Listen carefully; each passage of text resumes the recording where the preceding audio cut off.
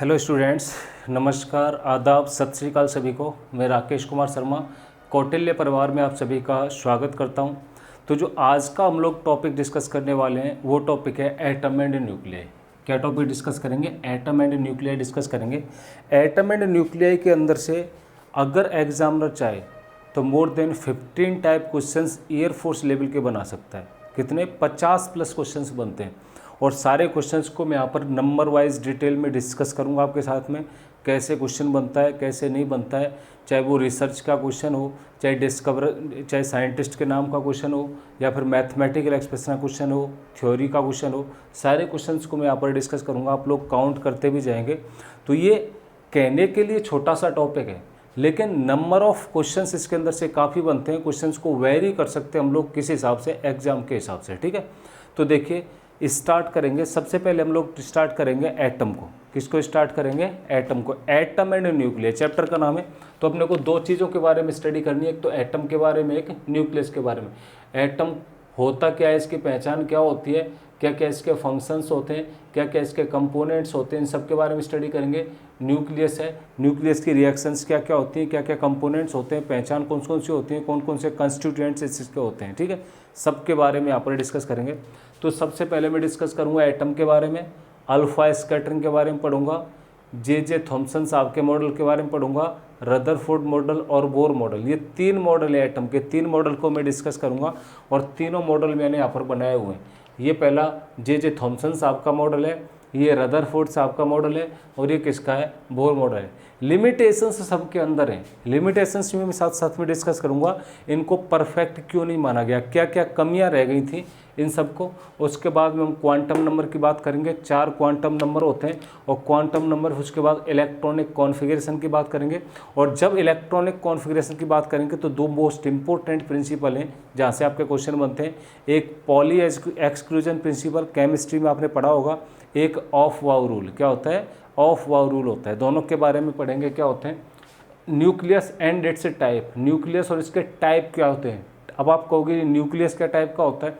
जी हाँ, हम लोग जो पढ़ते हैं ना कि आइसोटोप क्या होते हैं, आइसोटोन क्या होते हैं, आइसोबार क्या होते हैं, मिरर न्यूक्लियाई क्या होते हैं, ये सारे इसके टाइप होते हैं। फिर हम न्यूक्लियर रिएक्शंस की बात करेंगे। जब भी न्यूक्लियर रिएक्शन की बात करेंगे तो हम रेडियो एक्टिविटी के बारे में पढ़ेंगे, अल्फ़ा बीटा गामा के बारे में पढ़ेंगे, जो इमिशन होता है इसके बारे में। उसके बाद न्यूक्लियर फ्यूजन रिएक्शन क्या होती है, न्यूक्लियर फ्यूजन रिएक्शन क्या होती है, स्टेबिलिटी ऑफ न्यूक्लियस क्या होती है और इसकी पहचान क्या होती है। ठीक है, यहाँ पर डिस्कस करेंगे। तो देखिए, सबसे पहले एक बार मैं आपको एक छोटी सी कहानी बताऊंगा। डाल्टन साहब थे। डाल्टन साहब अपने रूम में लेबोरेटरी में बैठे हुए थे। ठीक है, एक बार लाइब्रेरी में, अपनी लेबोरेटरी में डाल्टन साहब बैठे हुए थे। तो वो अचानक, काम उनके पास था नहीं, बैठे बैठे बोर हो गए। आखिर बंदा पढ़े भी तो कितना पढ़े, सुबह से पढ़ रहे थे, पढ़ते पढ़ते शाम हो गई, पढ़ते पढ़ते बोर हो गए। अचानक कुछ सोच रहे थे। ठीक है, सोचते सोचते क्या हो गया, अचानक, अब आदमी खाली बैठता है, आपने कहावत सुनी होगी कि क्या कर रहे हो भाई, मक्खियाँ मार रहे हैं। मक्खियाँ मारने का मतलब क्या होता है? खाली बैठना। ठीक है, तो डाल्टन साहब ने क्या किया, अचानक खाली बैठे थे, बोर हो रहे थे, तो मक्खियाँ मारना शुरू कर दिया। क्या कर दिया? मक्खी मारना शुरू कर दिया। ठीक है, तो उन्होंने एक मक्खी को मारा, एक मक्खी को मार के अपने टेबल पर डाल लिया। अब आपको पता है साइंटिस्ट थोड़े से साइको टाइप होते हैं, सनकी होते हैं थोड़े। तो क्या करा उन्होंने, एक चाकू लिया और मक्खी के 2 पार्ट कर दिए, उसके भी और पार्ट कर दिए। ऐसे ऐसे छोटा छोटा छोटा छोटा मक्खी को काटते गए काटते गए। फिर माइक्रोस्कोप लेके आए, माइक्रोस्कोप के आगे रखा, फिर काटते गए काटते गए काटते गए। एक टाइम ऐसा आ गया कि वो सबसे स्मॉलेस्ट पीस में मक्खी कट गई, सबसे छोटा पार्ट हो गया। डाल्टन साहब काटते गए, उन्होंने देखा अब इससे छोटा नहीं काट सकते। क्या है? इससे छोटा इसको काट नहीं सकते।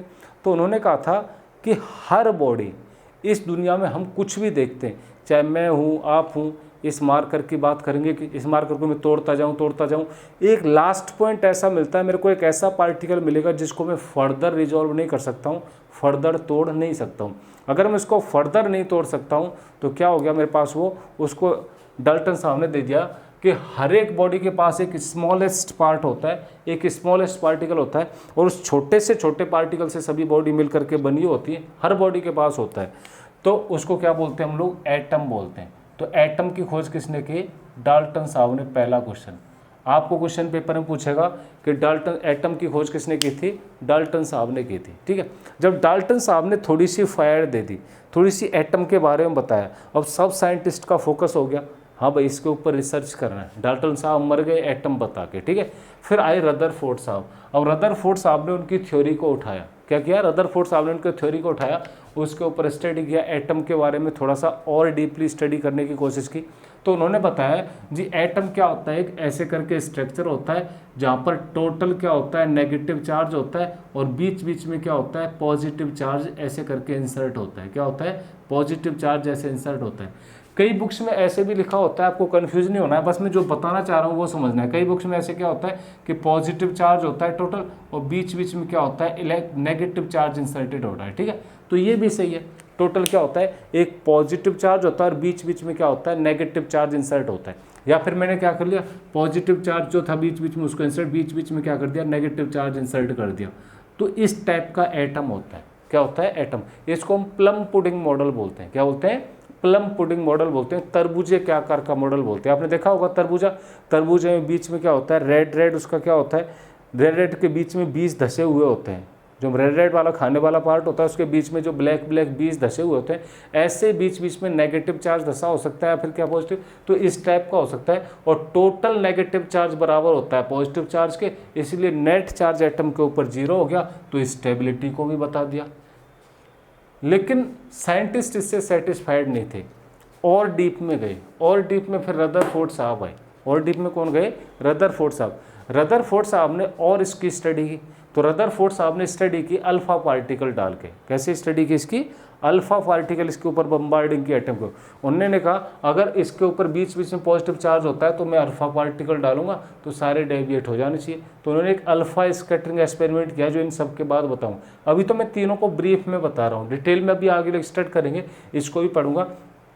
तो रदरफोर्ड साहब ने क्या कहा कि अल्फा पार्टिकल इसके ऊपर डाला। तो यहाँ से जैसे अल्फा पार्टिकल डाला तो अल्फा पार्टिकल क्या हुआ, ऐसे करके आया। तो कुछ अल्फा पार्टिकल तो ऐसे करके डेविएट हो गए, कुछ अल्फा पार्टिकल क्या हो गए, ऐसे करके डेविएट हो गए, यहाँ से गए थे, ऐसे पार निकल गए। लेकिन एक पार्टिकल था जो यहाँ से गया और ऐसे करके लौट के वापस आ गया।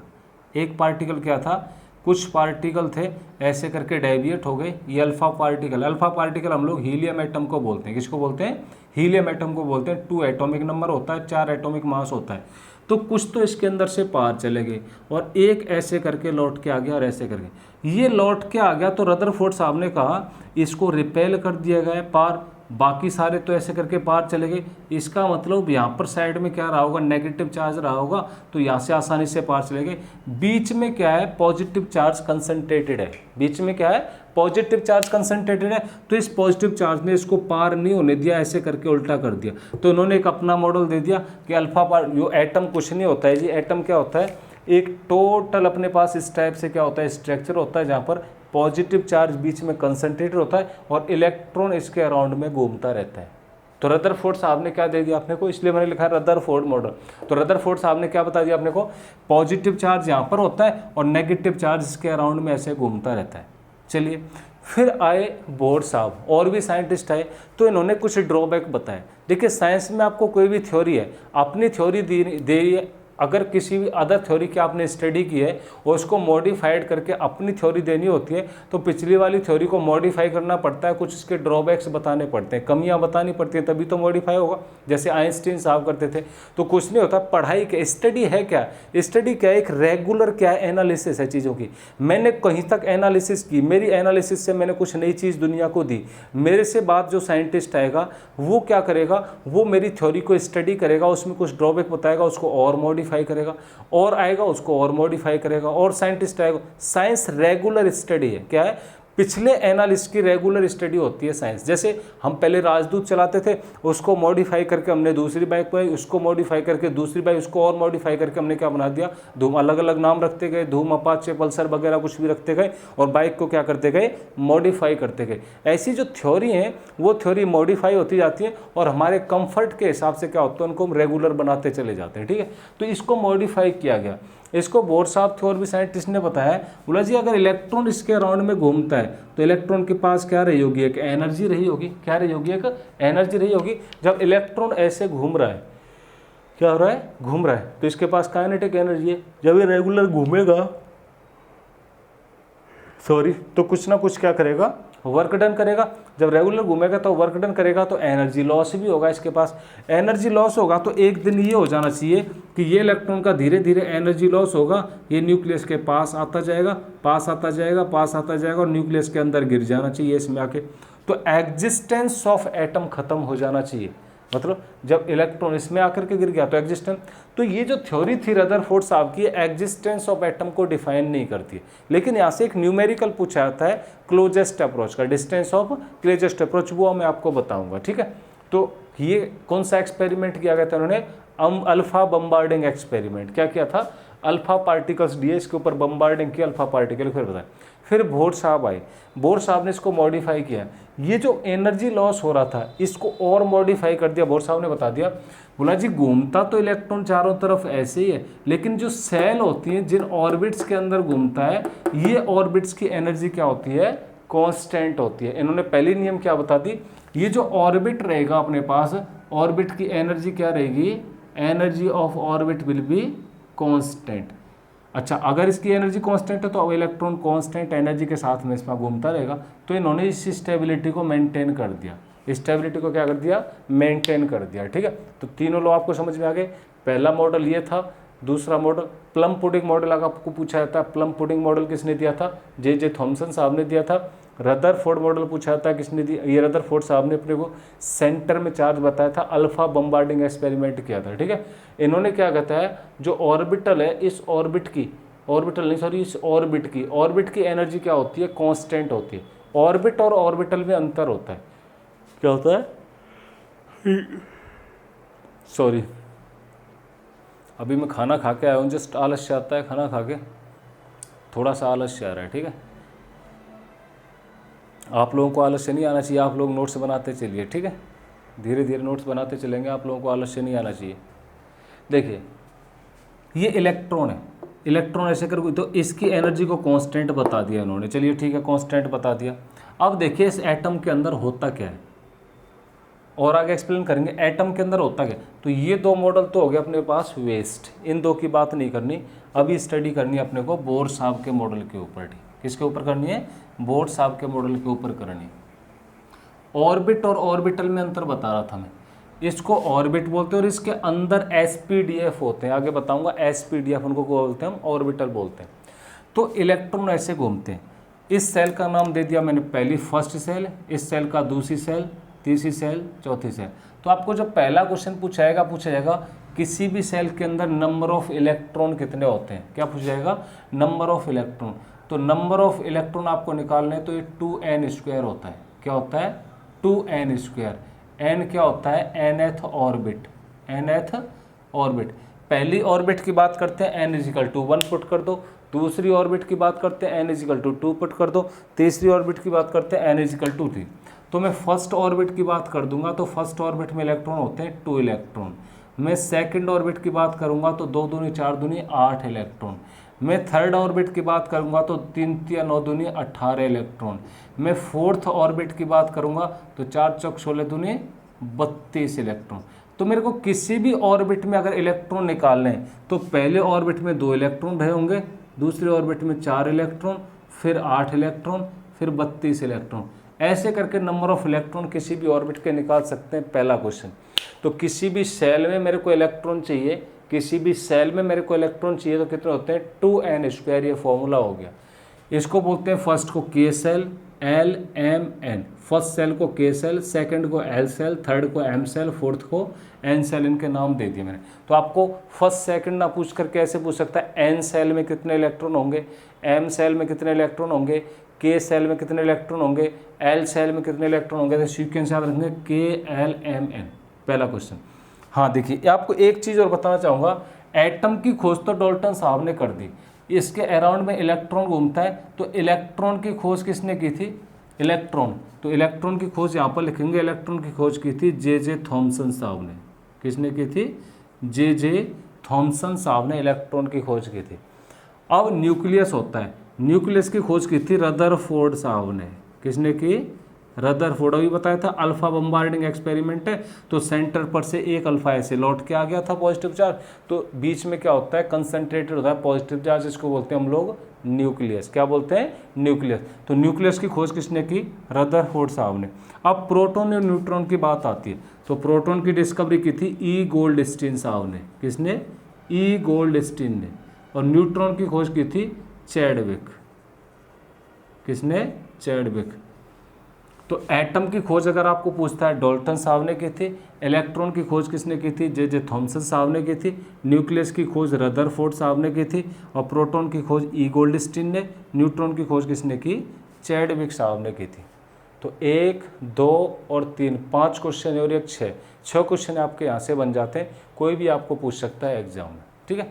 एनर्जी कांस्टेंट होती है ऑर्बिट की, किसने बताया अपने को, बोर साहब ने बताया। तो ऑर्बिट की एनर्जी कांस्टेंट होती है, किसने बताया, बोर। इनका नाम था नील्स बोर, पूरा नाम क्या था इनका, नील्स बोर था। तो जो हम पीरियोडिक टेबल पढ़ते हैं वो बोर एटॉमिक, जो मॉडर्न पीरियोडिक टेबल नहीं पढ़ते वो भी किसने बताई थी, बोर एटॉमिक स्ट्रक्चर के हिसाब से पढ़ते हैं वो भी मॉडर्न पीरियोडिक टेबल। तो ये किसने बताया था अपने को, बोर साहब ने बताया था। अब मेरे पास कोई भी एटम है, अब आपको मैं डिटेल्ड एटम की एनालिसिस दूंगा, एटम होता क्या है रियलिटी में और क्या क्या इसके कंपोनेंट हैं, रिप्रेजेंट कैसे करते हैं, ठीक है। अब आपको एटम समझ में आ गया। एटम किसने बताया अपने को, एक्चुअल डेफिनेशन इसको बोर साहब ने एनर्जी कांस्टेंट बता दी इसकी। लेकिन इनके भी कुछ ड्रॉबैक थे, पहले मैं ड्रॉबैक लिखता हूँ फिर एटम के बारे में स्टडी कराऊंगा डीप में। तो इसको मैं यहाँ से रफ कर दूँ, इनको रफ कर दूँ, लिख लिए होंगे। मैं इनके ड्रॉबैक बताऊंगा आपको, बोर साहब के ड्रॉबैक क्या थे, बोर साहब के ड्रॉबैक क्या थे। तो ड्रॉबैक मैं यहाँ पर लिख देता हूँ, ये लिख लिया होगा सबने, drawback of the Bohr model, drawbacks of Bohr model, drawback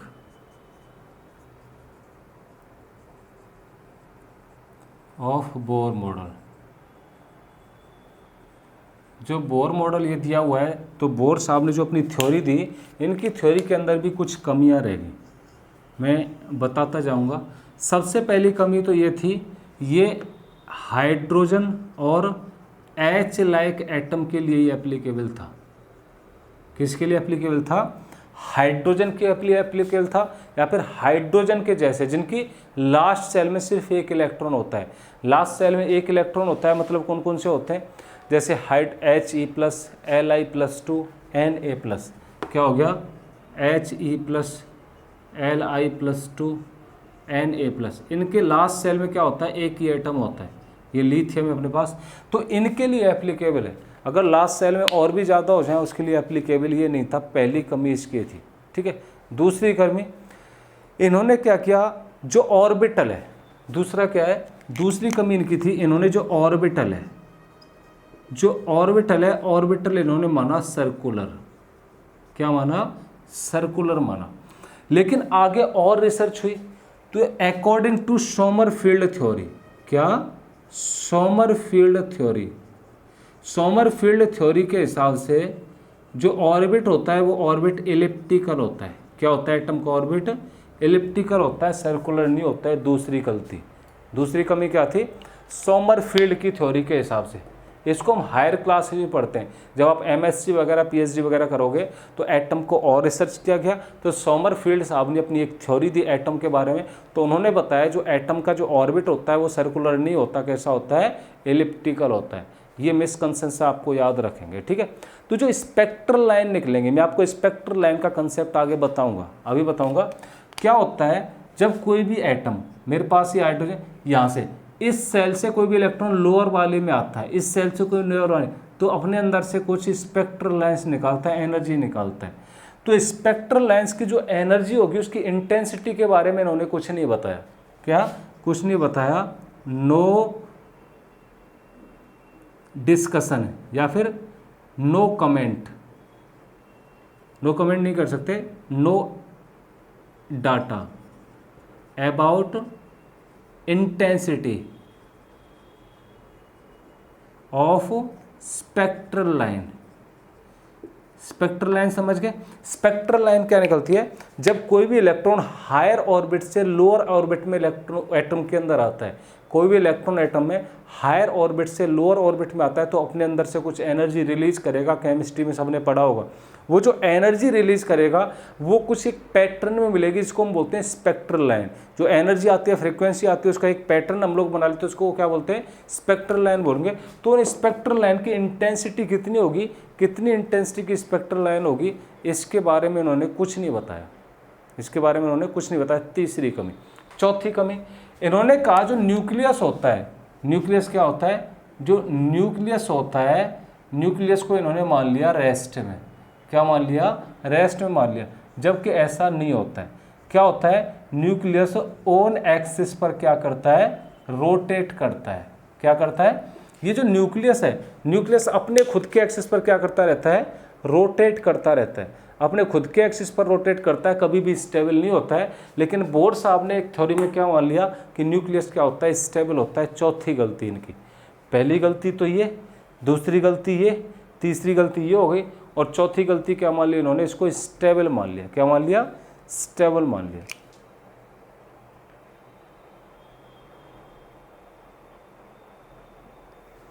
लिख लिया सबने?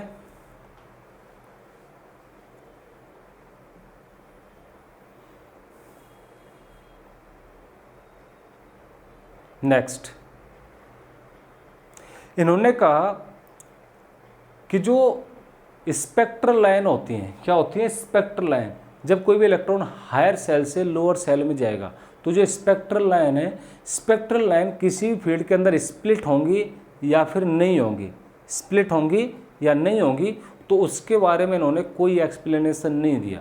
जबकि अपने पास दो इफेक्ट होते हैं, एक होता है जीमैन इफेक्ट और दूसरा कौन सा होता है, स्टार्क इफेक्ट। एक कौन सा होता है, जीमैन इफेक्ट, जीमैन इफेक्ट, और दूसरा कौन सा होता है, स्टार्क इफेक्ट। तो जीमैन इफेक्ट क्या होता है, जो स्पेक्ट्रल लाइन है, क्या होता है, जीमैन इफेक्ट अपने को बताता है कि जो स्पेक्ट्रल लाइन है, क्या, splitting, splitting of spectral line in magnetic field, और स्टार इफेक्ट बताता है इलेक्ट्रिक फील्ड। तो जो स्पेक्ट्रल लाइन निकलेंगी, ये स्पेक्ट्रल लाइन को अगर मैग्नेटिक फील्ड में डालते हैं तो वो स्प्लिट हो जाती हैं, टूट के बिखर जाती हैं, टूट जाती हैं अलग अलग फ्रीक्वेंसी में।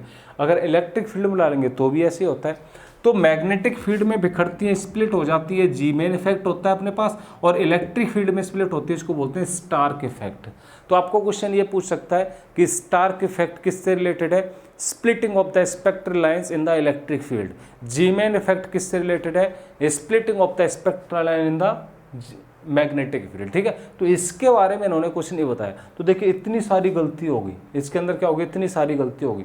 उसके बाद हम एडवांस मॉडल पढ़ते हैं, वो अपने सिलेबस में नहीं है, वो हम जब हायर पीएचडी वगैरह करोगे, आप लोग एमएससी वगैरह करोगे, तो हायर क्लासेज में आप लोग पीजी कोर्सेज वगैरह में और मॉडिफाइड स्ट्रक्चर के बारे में पढ़ेंगे। ठीक है, अभी अपने सिलेबस में यहाँ तक था। तो इसके ड्रॉबैक मैंने आपको बता दिए, क्या क्या कमियां थी। ये मैंने इसलिए बता दिया क्योंकि थ्योरी में क्वेश्चन बन सकता है। ऐसे पूछ सकता है जी, बोर मॉडल जीमैन इफेक्ट को एक्सप्लेन करता है, नहीं करता, नहीं करता है जी।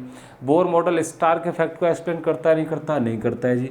बोर मॉडल ने जो सर्कुलर लाइन ली है अपने पास, वो किस टाइप की होती हैं, इलिप्टिकल लाइन होती हैं। ये जो सर्कुलर लाइन ली है, ऑर्बिट कैसा होता है रियलिटी में, इलिप्टिकल लाइन। और किसने बताया अपने को, सोमरफील्ड साहब ने बताया। तो सोमरफील्ड की थ्योरी के हिसाब से ये होती है। और ये किसके लिए एप्लीकेबल है, ओनली जिनकी आउटर शेल में एक इलेक्ट्रॉन होता है उनके लिए, या फिर हाइड्रोजन वगैरह के लिए एप्लीकेबल है। ऑल एलिमेंट्स के लिए एप्लीकेबल नहीं है ये थ्योरी। तो उन्होंने हाइड्रोजन के ऊपर एक्सपेरिमेंट किया, उसको अपने को बता दिया। ठीक है, तो ये था बोर मॉडल। अब ये तो मैंने आपको इंट्रोडक्शन दिया अभी तक एटम के बारे में, क्या दिया, इंट्रोडक्शन। तो आप देखिए इंट्रोडक्शन के अंदर से कितने क्वेश्चन एग्जाम के बन गए। मैंने आपको कम से कम 15 से 20 क्वेश्चन बता दिए जो इंट्रोडक्शन से बनते हैं। मैं अगर इंट्रोडक्शन छोड़ देता, सीधा एटम से अगर आपको पढ़ाता, तो ये थ्योरी के जो क्वेश्चन हैं वो आप लोग नहीं कर पाते, और 1-2 नंबर से आपका सिलेक्शन रुकता है। ठीक है, तो मैं बेसिक से चैप्टर को क्यों उठाया, इसीलिए उठाया क्योंकि थ्योरी के क्वेश्चन यहाँ से बनेंगे। किसके क्वेश्चन, थ्योरी के क्वेश्चन से। अब हम एटम को डिटेल में पढ़ते हैं। क्या पढ़ते हैं, अब हम एटम को डिटेल में पढ़ते हैं। तो देखिए एटम के बीच में क्या होता है, न्यूक्लियस। इसके अराउंड में क्या होते हैं, इलेक्ट्रॉन्स ऐसे घूमते रहते हैं। क्या होते हैं, इलेक्ट्रॉन्स ऐसे करके घूमेंगे इसके अराउंड में। इसको क्या बोलते हैं हम लोग, ऑर्बिट। क्या बोलते हैं, ऑर्बिट। फर्स्ट सेल के L, M और N होती है, ये फर्स्ट सेल होती है, second cell, third cell, fourth cell. ये वाला जो पार्ट है जहाँ पर पॉजिटिव चार्ज है इसको बोलते हैं न्यूक्लियस। क्या बोलते हैं? न्यूक्लियस बोलते हैं। न्यूक्लियस की खोज मैंने बता दी आपको, रदरफोर्ड साहब ने की थी। न्यूक्लियस के अंदर मिलता है प्रोटॉन प्लस न्यूट्रॉन, और इलेक्ट्रॉन इसके अराउंड में ऐसे करके घूमता रहता है। इलेक्ट्रॉन क्या करता है? इस ऑर्बिट में घूमता रहता है इलेक्ट्रॉन चारों ओर इसके।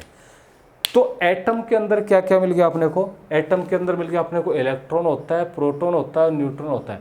इलेक्ट्रॉन के ऊपर क्या होता है? नेगेटिव चार्ज होता है। क्या होता है? इलेक्ट्रॉन के ऊपर नेगेटिव चार्ज होता है। और वो कितना चार्ज होता है? मैंने आपको कई बार बताया 1.6 इंटू 10⁻⁻⁻⁰ कूलम। ठीक है। इलेक्ट्रॉन के मास की बात करते हैं तो मास ऑफ इलेक्ट्रॉन कितना होता है? 9.1 इंटू 10⁻⁻31 kg। मैं बात करूंगा इसकी प्रोटॉन की, तो प्रोटॉन के ऊपर चार्ज कितना होता है? प्रोटॉन के ऊपर चार्ज होता है प्लस का 1.6 इंटू 10⁻⁻⁹ कूलम। मतलब इन दोनों के ऊपर बराबर होता है, लेकिन सिंबल का अंतर है। एक के पास नेगेटिव और एक के पास कैसा हो गया? पॉजिटिव हो गया। ठीक है। मैं न्यूट्रॉन, इसके मास की बात करूंगा। Mass of proton, mass of proton कितना होता है? 1.672 इंटू 10⁻⁻27 kg के बराबर। मैं न्यूट्रॉन की बात करूंगा तो न्यूट्रॉन के ऊपर जो चार्ज की बात करूंगा, चार्ज जीरो होता है, न्यूट्रल होता है। लेकिन मास ऑफ न्यूट्रॉन की बात करूंगा 1.676 इंटू 10⁻⁻27 kg के बराबर होता है। 675 सॉरी, किसके? 5 के बराबर होता है। अब आपने एक टर्म बार बार सुना होगा केमिस्ट्री में या फिर फिजिक्स में, AMU, एटॉमिक मास यूनिट। वो एटॉमिक मास यूनिट क्या होता है? तो यहाँ पर लिख लो 1 AMU। एटॉमिक मास यूनिट होता है 1/12 पार्ट ऑफ C12, कार्बन 12 का 1/12 पार्ट, और इसका मास होता है लगभग 1.676 इंटू 10⁻⁻27 kg के बारे में। किसके बराबर होता है? 1.676 इतने बराबर। अगर मैं इसकी एनर्जी की बात करूंगा तो आइंस्टीन साहब ने मेरे को एनर्जी का एक रिलेशन दिया हुआ है।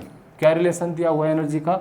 एनर्जी इज इक्वल टू में mc² होता है। तो अगर मैं एक AMU की एनर्जी की बात करूंगा, एनर्जी ऑफ 1 AMU किसके बराबर होता है? 931 मेगा इलेक्ट्रॉन वोल्ट के बराबर। Electron volt is the unit of energy. Mega 10 की पावर कितना होता है? 6 होता है। तो 931 मेगा इलेक्ट्रॉन वोल्ट एनर्जी होती है किसके पास? एक AMU के पास।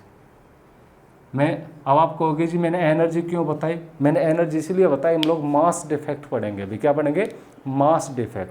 अगला टॉपिक है। तो ये आपको समझ में आ गया, मैंने पहले भी लिखा दिया है 1-2 वीडियो में, अगर सारी आपने देखी होंगी तो देखा होगा। तो ये ठीक है। नेक्स्ट कंसेप्ट है मास डिफेक्ट। क्या होता है? क्या होता है मास डिफेक्ट? क्या होता है मास डिफेक्ट?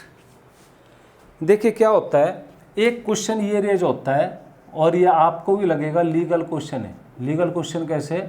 देखिए मैंने कहा जी न्यूक्लियस होता है। न्यूक्लियस में तो क्या होते हैं? प्रोटॉन होते हैं। क्या होते हैं? प्रोटॉन होते हैं, न्यूट्रॉन होते हैं, प्रोटॉन होते हैं, न्यूट्रॉन होते हैं। तो आप कहोगे जी न्यूक्लियस में तो पॉजिटिव चार्ज होता है, लेकिन सर आपने जो पहला चैप्टर बताया था इलेक्ट्रोस्टैटिक्स का, इसमें आपने बताया था कि पॉजिटिव चार्ज तो रिपेल करेगा। क्या करेगा? ये पॉजिटिव है तो पॉजिटिव तो सेम चार्ज हो गया। सेम चार्ज तो क्या करेगा? एक दूसरे को रिपेल करेगा। क्या करेगा? रिपेल करेगा। अगर सेम चार्ज एक दूसरे को रिपेल करेगा तो फिर न्यूक्लियस के अंदर सेम चार्ज मतलब प्रोटॉन एक साथ रहते कैसे? न्यूक्लियस के अंदर प्रोटॉन एक साथ रहते कैसे? लीगल क्वेश्चन है, बिल्कुल एग्जैक्ट क्वेश्चन है और पूछने लायक क्वेश्चन है। आपको पूछना चाहिए था कि न्यूक्लियस है जी, न्यूक्लियस के अंदर आपने बताया जी प्रोटॉन होते हैं, न्यूट्रॉन होते हैं। न्यूट्रॉन पर तो चार्ज होता नहीं, न्यूट्रॉन है, लेकिन प्रोटॉन पर तो पॉजिटिव चार्ज होता है। जब प्रोटॉन पर पॉजिटिव चार्ज होता है तो ये सारे प्रोटॉन तो आपस में रिपेल करने चाहिए। तो इतना सारा पॉजिटिव चार्ज एक साथ क्यों रहता है इसके अंदर? तो क्यों रहता है? देखिए इसका आंसर है अपने पास ड्यू टू बाइंडिंग एनर्जी। क्या होता है?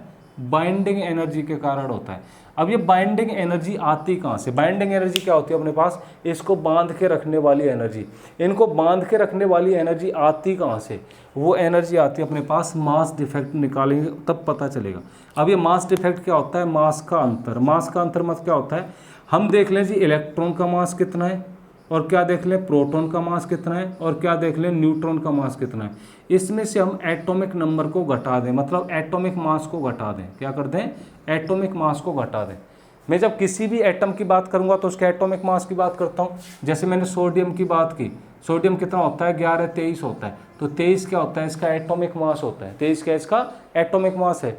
तो इसके अलग इलेक्ट्रॉन का मास, प्रोटॉन का मास